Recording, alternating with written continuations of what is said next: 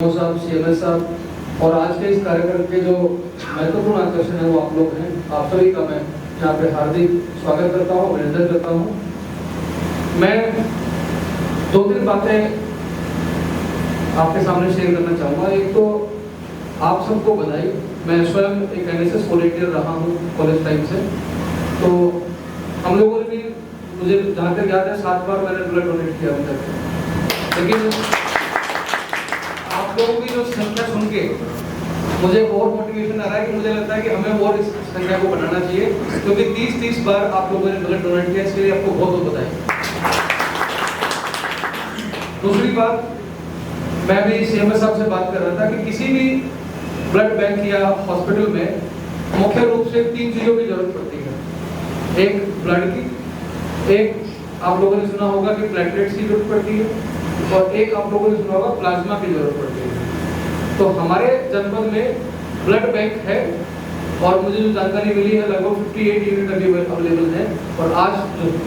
कल टारगेट रखा है वो 40 के आसपास का टारगेट आप लोगों ने शायद रखा है। तो ब्लड बैंक तो ठीक है, लेकिन प्लेटलेट्स के लिए जब कुछ दिन पहले मुझे याद है कि एक छोटा बच्चा था जिसके लिए मैंने सीएमओ साहब को फोन किया था, तो पता लगा कि प्लेटलेट्स के लिए यहाँ पे भी व्यवस्था नहीं, तो उसको हमें गोरखपुर रेफर करना पड़ा था। संभवतः वो यहीं पे इसी शहर में सलून चलाता है लड़का, उसके छोटे बच्चे की तबीयत खराब थी, तो उसका फोन मेरे पास आया। तो प्लेटलेट्स जब हमारे पास नहीं था तो उसको हमने बीआरडी गोरखपुर के लिए रेफर कराया है। दूसरा, प्लाज्मा की भी आवश्यकता पड़ती है। तो अभी सीएमएस साहब ने मुझे ब्रीफ किया है और मुझे ये बताते हुए आप लोगों को खुशी हो रही है कि बहुत ही जल्द हमारे जनपद में भी प्लेटलेट्स और प्लाज्मा दोनों की व्यवस्था हमारे यहाँ पे होने जा रही है। और इसकी जो अभी वर्तमान स्थिति है वो ये है कि इंफ्रास्ट्रक्चर ट्रेनिंग से संबंधित सारे काम पूरे करा दिए गए हैं। एक लाइसेंस जो गवर्नमेंट ऑफ इंडिया से जारी होना है वो संभवतः सीएमएस साहब के जो है कुछ मित्र भी हैं जो भारत सरकार में है, वो उनसे संपर्क में है, और 1 सप्ताह या 10 दिन के अंतराल में ही हमको लाइसेंस भी मिलने जा रहा है। तो ये अब समस्या हमारे जनपद में प्लेटलेट्स और प्लाज्मा की भी जो है वो खत्म हो जाएगी, उनका ट्रीटमेंट भी यहीं पे हम लोग करा पाएंगे। तो ये बताते हुए मुझे आपको शेयर करके बड़ी खुशी भी हो रही है, और हम लोग इस पर आगे काम भी करेंगे। फिर भी मैंने सीएमएस साहब को कहा है कि अगर इसमें किसी प्रकार का इंफ्रास्ट्रक्चर या ट्रेनिंग का अगर अभी भी कोई गैप हो, अगर उसमें फंड्स का इशू हो, तो फंड्स भी हम लोग, हमारे पास विभिन्न मद है, उनमें से हम लोग कोई ना कोई मद से उस पैसे को खर्च करके आपको उसको और बेहतर बनाने के लिए सहयोग कर सकते हैं। दूसरी बात जो मैंने महसूस की है ब्लड डोनेशन में, कई बार यहाँ इस जनपद की तो बात तो नहीं कहूँगा मैं, लेकिन मैंने महसूस किया कई जगह पे, खासकर कोविड के टाइम पे मुझे याद है कि किसी ने मुझे फोन किया था जब मैं गाजियाबाद में पोस्टेड था, तो उनको ब्लड की जरूरत थी। तो उनको ब्लड बैंक से ब्लड नहीं मिला, और उन्होंने ये स्टेटमेंट दिया था कि साहब मैंने अपने जीवन काल में इतनी बार ब्लड डोनेट किया, और देखिए कि जब मुझे जरूरत है, मेरे परिवार को जरूरत है, तो हमको ही ब्लड जो है मिलने में समस्या आ रही है, कठिनाई हो रही है। तो ये एक ऐसा चीज है जो मुझे लगता है कहीं ना कहीं हमको विचार करना चाहिए कि जो हमारे वॉलंटियर्स हैं या जो संस्थाएं हैं जो ब्लड डोनेशन में हमारा सहयोग करती है, हमेशा आगे बढ़ चढ़ के हमारे साथ काम करते हैं,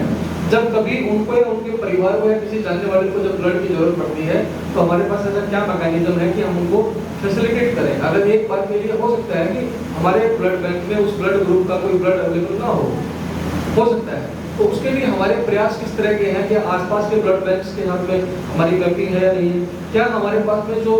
डोनर्स हैं उनकी मैपिंग ऑलरेडी है या नहीं है, कि हम किसी टाइम किसी भी व्यक्ति को फोन करके उस पर्टिकुलर ब्लड ग्रुप के व्यक्ति को यहाँ पे अगले 15 मिनट 10 मिनट में बुला सकते हैं। तो इस प्रकार की एक डाटा मुझे लगता है कि रेडी होना चाहिए, और एक मैकेनिज्म इसके बारे में क्रिएट होना चाहिए। तो मैं सीएमएस साहब से और सीएमओ साहब से चाहूँगा कि इसके ऊपर भी आप विचार करें, और अगली बार जब हम लोग बैठे हैं महीना 1.5 महीने के बाद में, तो इसके ऊपर भी हम लोग अपना काम कर सकते हो। मेरा सुझाव भी हो सकता है कि हम इसमें स्मार्ट आईडीज क्रिएट कर सकते हैं। आजकल RFID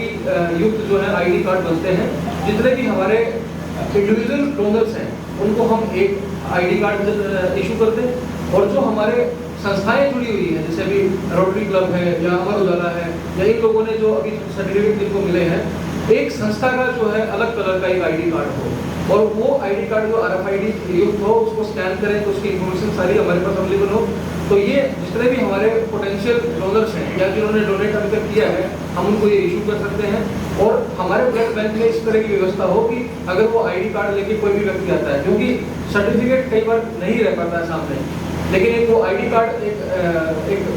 हमारा प्लास्टिक कार्ड होता है, तो उसको हम लोग वॉलेट में कैरी कर सकते हैं। तो कभी भी कोई आदमी अगर हमारा डोनर या संस्था का आदमी अपना कार्ड देता है तो उसको प्रायोरिटी बेसिस पे ब्लड अरेंज कराने की जो